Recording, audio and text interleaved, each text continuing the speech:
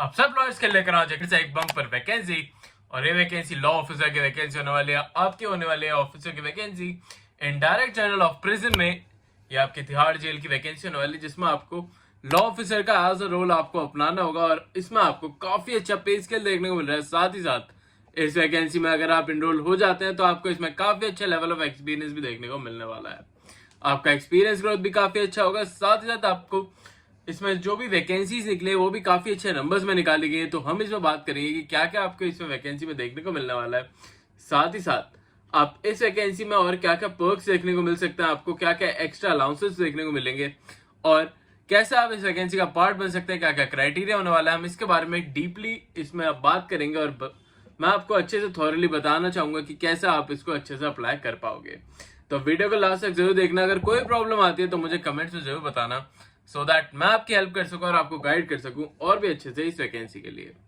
तो without wasting any time चलिए बात करते हैं इस वैकेंसी के बारे में। तो उससे पहले हेलो, वेलकम और स्वागत है आप सबका मेरी एक नई वीडियो में, जिसमें मैं लेकर आया हूं office of direct general prison की तरफ से काफी अच्छी वैकेंसी लॉ ऑफिसर की वैकेंसी होने वाली है। जैसे कि आप यहाँ पे देख सकते हैं कि इसमें 14 वैकेंसीज निकाली गई हैं, और ये 14 वैकेंसीज काफी अच्छा नंबर बन जाता है एक लॉ की, स्पेशली लॉ की वैकेंसी के लिए, क्योंकि लॉयर्स के लिए काफी कम वैकेंसीज निकाली जाती हैं ऐसे डिपार्टमेंट्स में।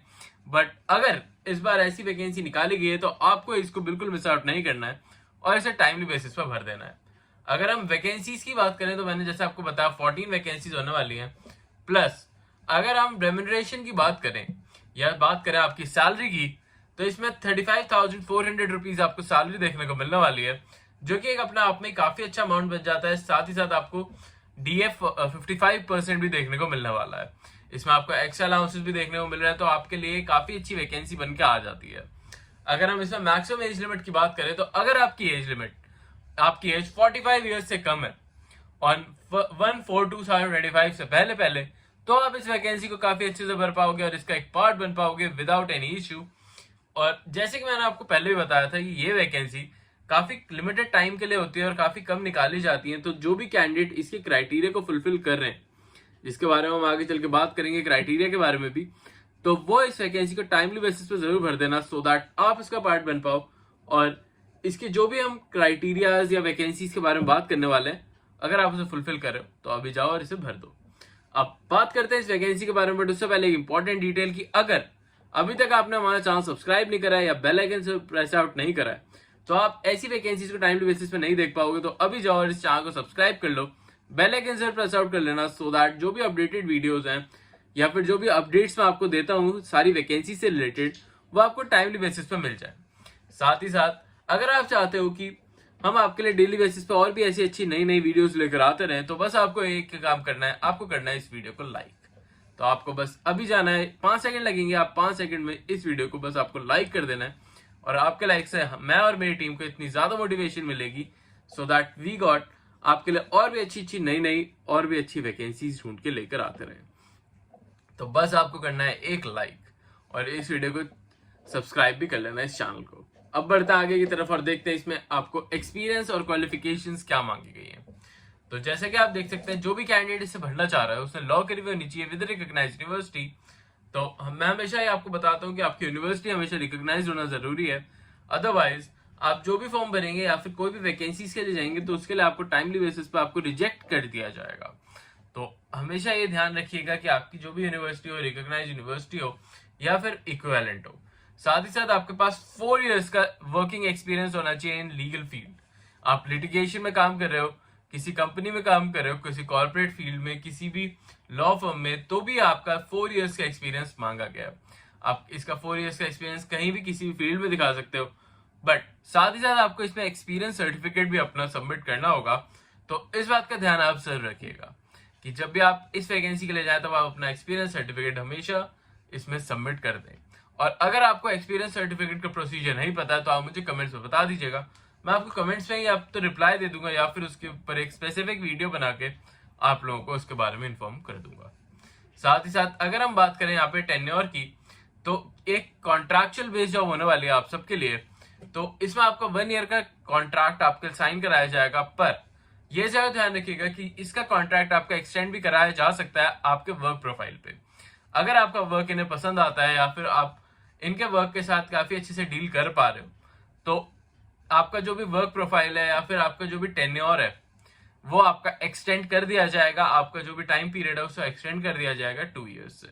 तो इस बात का ध्यान भी आप जरूर रखिएगा। अगर हम नेचर ऑफ ड्यूटी की बात करें तो इसमें आपको लीगल मैटर से डील करना होगा, कोर्ट केसेस से, जो भी जेल के कोर्ट केसेस होते हैं या फिर डिपार्टमेंटल, उनसे आपको डीलिंग करनी होगी। अगर हम यहाँ पे बात करें तो यहाँ पे आपको प्रेपरेशन करनी होगी ऑफ जो भी आपके कमेंट्स होती हैं, रिप्लाईज होते हैं ऑफ कोर्ट केसेस के, अपील्स के, और जो भी जेल एडमिनिस्ट्रेशन के जो भी केसेस होते हैं उनको आपको हैंडल करना होगा। मेंटेन करना होगा आपको कोर्ट केसेस के रिकॉर्ड्स को, प्रोवाइड कराना होगा लीगल ऑपरेशंस को, ओपिनियंस को, एडवाइजेस को टू द जेल ऑफिसर। साथ ही साथ असिस्ट करना होगा अपने सुपरिटेंडेंट को और branch cooperating with the NHRC, RTI या फिर कोई भी VIP रेफरेंस होती है उनमें आपको उन्हें भी असिस्ट करना होगा या सुपरवाइज करना होगा। प्रिपेयरिंग करना होगा आपको पिटीशंस या फिर अपील्स। साथ ही साथ असिस्ट करना होगा जेल ऑफिसर्स को फॉर होल्डिंग स्पेशल कोर्ट्स या लोक अदालत में। मेंटेन करना होगा आपको कोर्ट केसेस डेट, और साथ ही साथ आपको एनी अदर ड्यूटी होती है अगर हायर अथॉरिटी की at the time to time basis पे, वो भी आपको इसमें मेंटेन करनी होगी। अगर हम बात करें यहाँ पे एलिजिबिलिटी नॉर्म्स की, तो जो भी एप्लीकेंट जिसने भी अपने कॉन्ट्रैक्चुअल बेसिस पे वैकेंसीज को ज्वाइन करेगा, उसको सिलेक्टेड कैंडिडेट को कोई भी आप परमानेंट अपॉइंटमेंट नहीं कर सकते। वो परमानेंट अपॉइंटमेंट आपका नहीं होगा, जैसे कि मैंने आपको बताया एक कॉन्ट्रैक्चुअल बेस्ड जॉब है, पर इसका कॉन्ट्रैक्ट आपका एक्सटेंड आउट करा जा सकता है। जो भी टर्मिनेशन पीरियड होगा वो 7 डेज का, ये सारी डिटेल्स यहाँ पे दे रखी हैं। अब अगर हम बात करें तो यहाँ पे आपको जो भी मैक्स अलाउड फॉर द पर स्कीम ऑफ एजुकेशनल परमिट और द क्वालिफिकेशन, तो आपको किस बेसिस पर सिलेक्ट आउट किया जाएगा ये उसकी डिटेल्स हैं। कि आपके सारे मार्क्स को देखा जाएगा कि आपने जो भी सेकेंडरी, आपका सीनियर सेकेंडरी मतलब 12th तक, फिर आपका जो भी 10th तक 12th तक, फिर आपके LLB या LLM अगर आपने कर रखी है तो उसमें आपके जितने भी मार्क्स होंगे उन्हें क्वांटिटेटिव आपको कैलकुलेट करा जाएगा, और उसके बाद आपको एक्सपीरियंस के अपने 10 मार्क्स भी दिए जाएंगे, और फिर आपको कैलकुलेट करा जाएगा कि किस कैंडिडेट के सबसे ज्यादा मार्क्स होते हैं, और उसके बेसिस पे उसे सिलेक्ट आउट किया जाएगा। अगर मैं बात करूं यहाँ पे, तो यहाँ पे आपको बस एक फॉर्म फिल आउट करना है जिसकी डिटेल्स मैं आपको यहाँ पे दे रखी है। इसको मैं आपको डिस्क्रिप्शन में भी दे दूंगा इसका लिंक, जहां पे जाके आप इसे डायरेक्टली बेसिस पे अप्लाई कर सकते हैं और इसके फॉर्म को अच्छे से भर सकते हैं। अगर आप इसके क्राइटेरिया को फुलफिल कर रहे हैं तो मैं आपको यही सजेस्ट करूंगा कि आप इसे टाइमली बेसिस पर भर दें, सो दैट आप इसका पार्ट बन पाए विदाउट एनी इशू। बट एक प्रॉब्लम और भी है कि अगर आप इसके वैकेंसीज को भरने जा रहे हैं तो आपको ये ध्यान जरूर रखना होगा कि जो भी आप डॉक्यूमेंट लगाएंगे वो सेल्फ अटेस्टेड डॉक्यूमेंट्स होने चाहिए।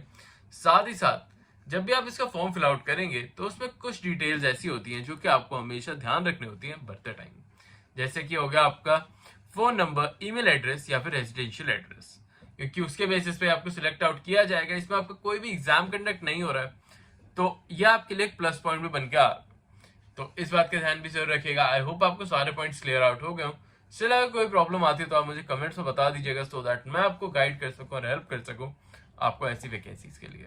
अभी के लिए चलता हूं, मिलता हूं आपसे फिर से एक नई जॉब, नई वैकेंसी, नई अपॉर्चुनिटी के साथ। तब तक के लिए आप हमारी प्लेलिस्ट भी चेकआउट कर सकते हैं जिसमें सारी वो वैकेंसीज हैं जो कि अभी तक आई हैं, आप उन्हें भी चेकआउट करिए। अगर कोई वैकेंसी उसमें से पसंद आती है तो आप उन्हें भी वैकेंसी को भर सकते हैं। अभी के लिए चलता हूं, मिलता हूं आपसे फिर से एक नई वैकेंसी में। अभी के लिए बाय।